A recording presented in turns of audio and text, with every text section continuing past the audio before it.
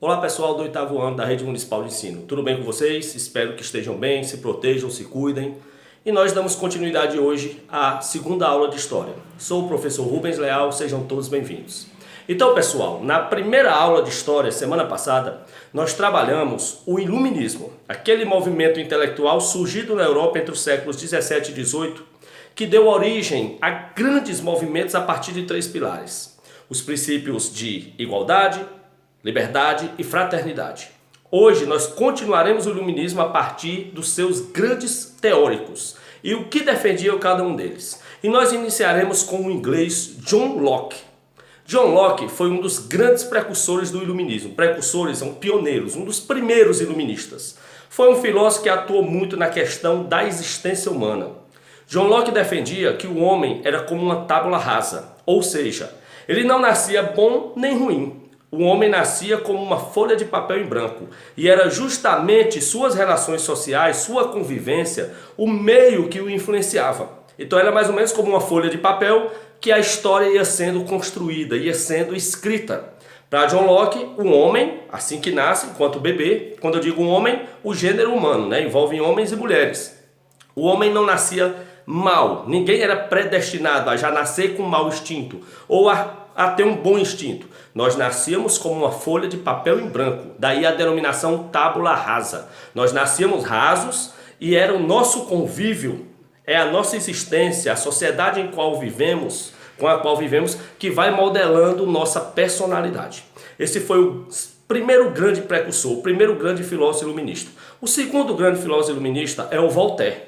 Voltaire foi um iluminista francês que defendia a liberdade de expressão como importantíssima, como imprescindível.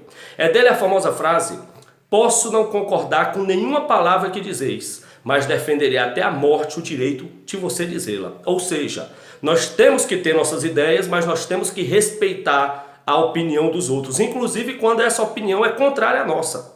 Nós não podemos modelar uma pessoa, querer que ela pense como nós. A gente tem a nossa ideologia, a nossa forma de pensar política, religião, economia, cultura, mas nós temos que respeitar quando os pensamentos são diferentes dos nossos, ok? Posso não concordar com nenhuma palavra que dizeis, mas defenderei até a morte o direito de você dizê-la. Essa foi a frase símbolo do pensamento de Voltaire. O terceiro grande filósofo iluminista foi o Barão de Montesquieu. O Barão de Montesquieu ele ficou muito famoso porque na época em que ele vivia na França, a França vivia o absolutismo monárquico. Todo o poder era concentrado nas mãos do monarca, do rei. O rei exercia todos os poderes: político, religioso, econômico, jurídico. Era o rei que criava as normas jurídicas, era o rei que criava as leis, era o rei que criava as questões de impostos na economia. O rei impunha a sua religião e todo o povo tinha que seguir. E o Barão de Montesquieu começa a questionar essa autoridade ilimitada do rei. Esse absolutismo onde o rei mandava em tudo, seu poder não tinha limites, ele não dividia com ninguém, era um poder centralizador. E o que é que o Barão de Montesquieu passa a defender? A divisão dos poderes. Ele escreveu um livro intitulado O Espírito das Leis, onde ele defendia que o poder deveria ser dividido em três esferas: executivo, legislativo e judiciário. O papel do legislativo seria de criar leis, do executivo de assinar essas leis e o judiciário fazer as leis serem cumpridas. Esse pensamento de Montesquieu ele foi adotado por vários países, inclusive o nosso. Se vocês perceberem, o poder no Brasil ele é dividido em três esferas: executivo, legislativo e judiciário. O executivo ele é representado pelo presidente da República, o governador do estado e o prefeito municipal. O legislativo é representado pela Câmara de Deputados Federal, o Senado Federal, a Câmara de Deputados Estadual e a Câmara de Vereadores. E o judiciário é representado por todos os juízes, magistrados, os ministros do Supremo, todos que realizam as leis, que executam as leis. Então, essa divisão de poderes, executivo, legislativo e judiciário, foi uma ideia proposta na obra O Espírito das Leis do filósofo Barão de Montesquieu, ok? Nosso quarto filósofo iluminista é Rousseau, Jean-Jacques Rousseau. Jean-Jacques Rousseau escreveu a obra Emílio, ou Da Educação. A obra tem esses dois títulos, essas duas rotulações. Nessa obra, ele também vai tratar da questão humana. de como nós nascemos e como nós vivemos. E ele criou a ideologia do bom selvagem, ou seja, que nós nascemos para ser bons.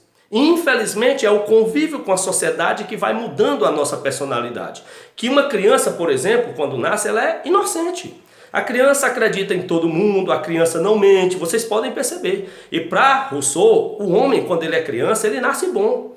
O homem é naturalmente bom, a sociedade que o corrompe. Essa é a frase famosa de Rousseau. Ou seja, é com o convívio que a criança começa a aprender a mentir, a omitir, a ter inveja da coleguinha. Então nós vamos nos tornando maus pelo convívio, mas nós nascemos naturalmente bons, nós nascemos inocentes, inofensivos, e com a convivência a gente vai mudando o nosso caráter, nossa personalidade, ok? É bom frisar também, além desses 4 grandes filósofos iluministas, que existiram os enciclopedistas. Tudo isso está no seu livro, pessoal, depois você pode ir para o livro didático e acompanhar. Os enciclopedistas foram Diderot e D'Alembert. Diderot e D'Alembert são chamados de enciclopedistas porque eles criaram um conjunto de livros e rotularam, chamaram esse conjunto de livros de 33 volumes de A Enciclopédia. Esses 33 livros, esses 33 volumes que configuram a enciclopédia, é toda a síntese do pensamento iluminista. Daí eles serem chamados de os enciclopedistas, né? Diderot e D'Alembert, que juntos criaram essa obra, a enciclopédia, com 33 livros sintetizando o pensamento iluminista. E para nós terminarmos nossa aula de hoje, um outro famoso iluminista foi Adam Smith. Adam Smith era um filósofo inglês, tratou da economia. Lançou em 1776 a obra A Riqueza das Nações, onde ele defende as bases do liberalismo clássico, que nós usamos até hoje. As bases do capitalismo, a lei da livre concorrência, a busca pelo lucro, a não intervenção do Estado na economia, a lei da oferta e da procura. Então, a Bíblia do capitalismo, o livro que defende o atual modelo liberal capitalista, o famoso liberalismo clássico, é do Adam Smith, A Riqueza das Nações. Com ele nós fechamos a nossa aula de hoje. Na próxima aula nós daremos continuidade ao conteúdo. Espero que você reporte ao livro didático, faça uma leitura após essa aula para você embasar ainda mais o seu conhecimento. Um forte abraço, espero que tenham gostado e até a próxima semana.